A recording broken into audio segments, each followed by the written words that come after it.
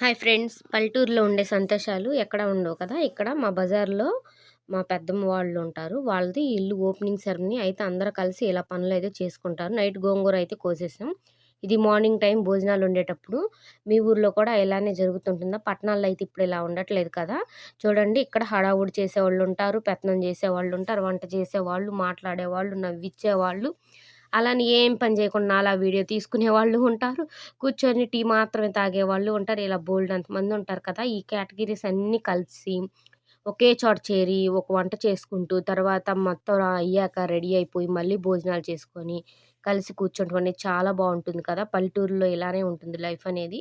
ఎప్పటికీ ఇలా మారకూడదు. ఇలానే మేము ఉండిపోవాలని మనస్ఫూర్తిగా కోరుకుంటున్నాము. ఇలా మారకుండా ఉంటేనే పల్లెటూరు లైఫ్‌కి, పట్టణంలో ఉండే వాళ్ళకి చాలా తేడా అనేది తెలుస్తుంది. పల్లెటూరులో ఎప్పటికి ఇలానే ఉండాలి. ఆత్మీయంగా అందరూ కలిసిమెలిసి ఉండాలని కోరుకుంటున్నాను. వీడియో నచ్చితే లైక్